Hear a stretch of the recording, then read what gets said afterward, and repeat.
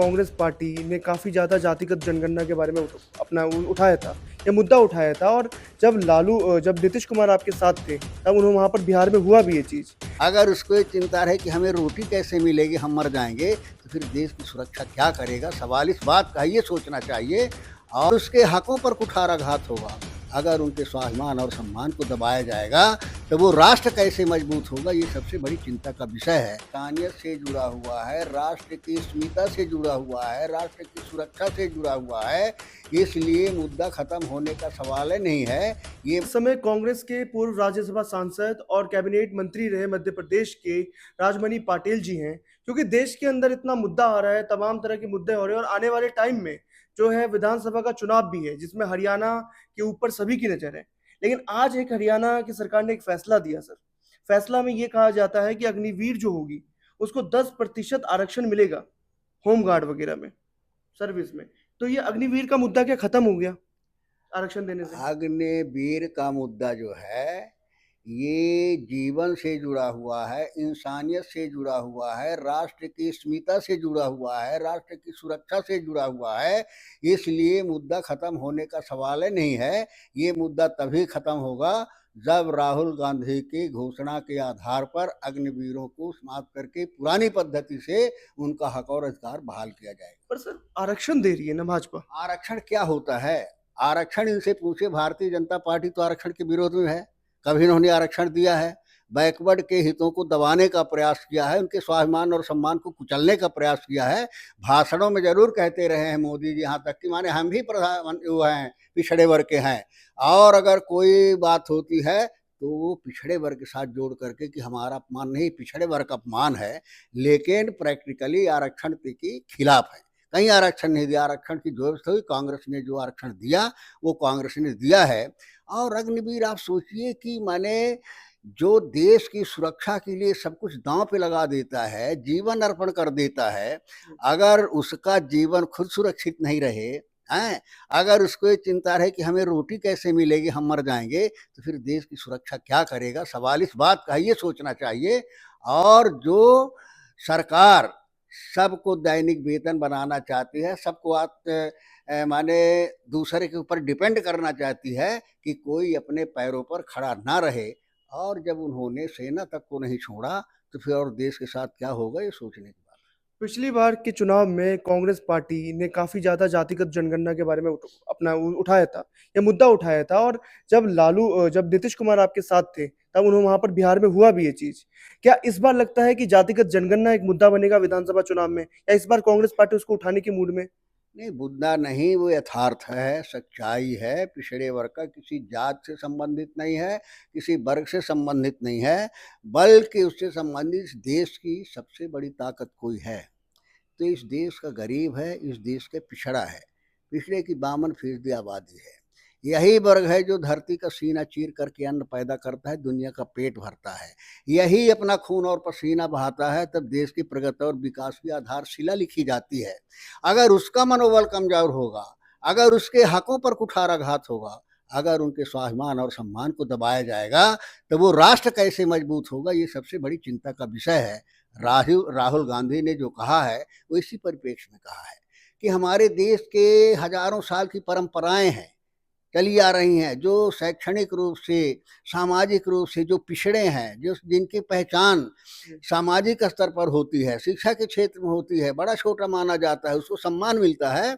ऐसे लोगों को हक अधिकार सुरक्षित रखने के लिए उन्होंने आरक्षण के मुद्दे को उठाया है, बड़ी दमदारी से उठाया है। और एक व्यक्ति का नहीं, एक वर्ग का नहीं, ये राष्ट्र का मुद्दा है, मानवता का मुद्दा है, इंसानियत का मुद्दा है और इस देश के सबसे बड़े ताकत के भविष्य का मुद्दा है। भारतीय जनता पार्टी बार बार कहती है कि आरक्षण को खत्म करना चाहते हैं। हाँ, आरक्षण को कांग्रेस नहीं खत्म करना चाहती, वास्तव में आरक्षण को भारतीय जनता पार्टी खत्म करना चाहती है। भारतीय जनता पार्टी के लिए सत्ता की कुर्सी और दूसरा पूंजीपति, दो के अलावा तीसरा कोई नहीं दिखता। न जनता दिखती, न गरीब दिखता, न किसान दिखता, न उसका हक और अधिकार दिखता। अब आपने बात उठाई दी है तो मैं बात कहूँ कि किसानों की, क्योंकि 22 तारीख को दिल्ली के कॉन्स्टिट्यूशन क्लब में एक मीटिंग रखने जा रहे हैं। अभी संगरूर में मीटिंग हुई थी, तो क्या ये डर बना हुआ है कहीं ना कहीं सरकार को कि वापस से 2020 जैसा जो है प्रदर्शन देखने को मिल सकता है किसानों का? नहीं, सरकार तो डरी है, डर के कारण ही वापस किया। हम्म। आप ये उसके हिस्ट्री में जाइए, इनके पिछले चरित्र में जाइए भारतीय जनता पार्टी के। क्यों ये 3 बिल लाए थे किसान के? ये इतना भर नहीं है कि किसानों को बिल ला करके माने एमएसपी को समझना चाहते थे। वास्तविकता ये है कि भारतीय जनता पार्टी का विश्वास है कि किस तरह से इस देश में पूंजीपतियों की हुकूमत हो, और वो हुकूमत तभी होगी जब इस देश के सारे संसाधनों पर पूंजीपतियों का कब्जा होगा। तो उस दिशा में तो सरकार प्रयास कर रही है। सरकार ने किया कि जितने हमारे पब्लिक सेक्टर हैं और जितने हमारे संसाधन हैं वो सब पूंजीपतियों के हाथों बेचने का काम सरकार कर रही लेकिन है। एक किसानों के मुद्दा मांग। नहीं, एक मुद्दा उसमें आया था कि मान लीजिए सब कुछ हो गया, लेकिन हमारा सपना पूरा नहीं होगा, क्योंकि अगर किसान इस देश का कहेगा कि हम अन्न पैदा नहीं करेंगे, हम अपने खाने के लिए करेंगे, तो कितने दिन जिंदा रहेगा पूंजीपति, कितने दिन जिंदा रहेगा सत्ता पर बैठा हुआ व्यक्ति। इस वजह से सुनियोजित तरीके से हुआ कि रोटी में भी कब्जा पूंजीपति का होना चाहिए। इसी वजह से तीन काले कानून लाए गए थे कि उसके माध्यम से पूंजीपति का कब्जा रोटी पर भी हो जाए। लेकिन उस किसानों को बधाई देना चाहते हैं, उन्होंने संघर्ष करके उस अभियान को सर खत्म वो कर दिया। वो चीजें तो वापस हो गई, लेकिन उसके बाद भी किसान जो है, किसान की जो मांग है सरकार से, सरकार कह तो रही है कि उस पर मीटिंग हुई कितने बार, लेकिन सरकार से जो मांग कर रहे हैं, जिसमें एमएसपी का मांग ले लीजिए आप, लेकिन सरकार ने उनको वादा भी किया है कि कुछ चीजों पे एमएसपी देगी सरकार। नहीं, तो सरकार का एमएसपी भर का सवाल नहीं, सवाल का किसानों के प्रति सरकार का इरादा ही ठीक नहीं है। और जब इरादा ठीक नहीं हो तो कानून भी काम नहीं कर सकता, संविधान भी काम नहीं कर सकता है। तो सरकार का इरादा ही किसानों के प्रति ठीक नहीं है। पूंजीवादी व्यवस्था को मजबूत करना चाहते हैं और किसानी व्यवस्था को खत्म करना पर चाहते हैं। सर किसान की जो मांग है, जिसमें आप उसमें कर्ज ले लीजिए, क्योंकि काफी ज्यादा बर्डन भी पड़ जाएगा ऐसे अर्थव्यवस्था पे देखा जाए तो, क्या ये शॉर्ट टर्म का है कि एकदम से झटके से इसको कर दिया जाए? सवाल ये है कि किसान को जो लालीपाप दिखा रहे हैं, हम कहते हैं कि जब किसान से कर्ज में डूबता है तो किसान का कर्जा माफ नहीं करती सरकार। जब बिजली का बिल बकाया रह जाता है तो कनेक्शन काट दिया जाता है, किसान की फसल सूख जाती है, किसान को जेल भेज दिया जाता है। और इस देश में अरबों रुपए जो व्यापार पूंजीपतियों का बकाया रहता है, किसी की वसूली हुई, किसी का कनेक्शन काटा गया, किसी को जेल भेजा गया, उल्टा उनको जो है तो माने कंपनसेशन पैकेज दिया जाता है। ये सरकार की जाहिर करती है कि इनका इरादा गरीब के प्रति, किसान के प्रति क्या है और पूंजीपतियों के प्रति क्या है। टाइमिंग को लेकर के काफी सवाल उठाया जाता है किसानों के ऊपर कि उनका जो धरना देने का टाइम है, वो राजनीति से कहीं ना कहीं प्रेरित है। देखिए, किसान जो है अपने देश की अलग ताकत है। किसान इस देश का, दुनिया का अन्नदाता है, और किसान को गंभीरता से सरकार नहीं ले रही है, जिसका खामियाजा भुगतना पड़ रहा है।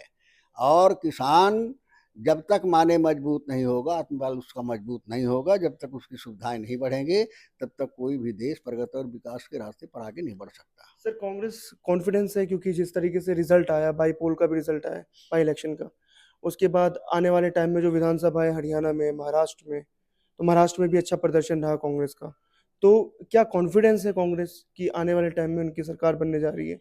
नहीं, निश्चित रूप से पूरा कॉन्फिडेंस है सरकार को, कांग्रेस को।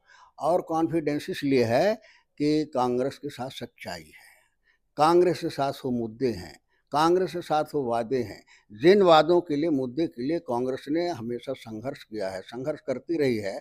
और ठाकी छाती ठोक करके कांग्रेस कहती है कि हमने ये किया है, इसलिए हमें जनता का विश्वास चाहिए। इनमें दम नहीं भारतीय जनता पार्टी में, सीना ठोक करके कहें कि हमने देश की जनता के लिए वादा किया था, ये हमने किया है, इसलिए हमें वोट दीजिए। इनके दम नहीं है, इस वजह से कभी मुद्दे की बात ही नहीं करते। इनके पास केवल हिंदू मुसलमान, इसके अलावा कुछ नहीं। सर उत्तर प्रदेश में कैबिनेट चेंज हो रहा है, ऐसे सूत्रों ने कहा है कि कैबिनेट में फेरबदल होगा, संगठन में फेरबदल होगा उत्तर प्रदेश में। क्या उत्तर प्रदेश आने वाले टाइम में कैसे देखते हैं आप उसकी पॉलिटिक्स? ये उनका हेडक है, परिवर्तन सरकार करती, संगठन होता है, उसमें कोई लेना देना नहीं है।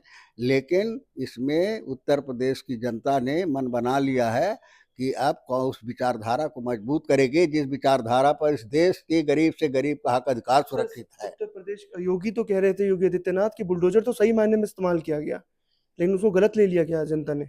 नहीं, गलत है, उनका इंटरप्रिटेशन है, उनका काम है, ये वो जाने, उसका फैसला तो प्रदेश की जनता करने वाली है। चलिए, बहुत बहुत शुक्रिया बात करने के लिए। हमारे साथ राजमणि पाटिल जी थे और पूर्व में सांसद भी हैं और कैबिनेट मंत्री भी थे। आप देखें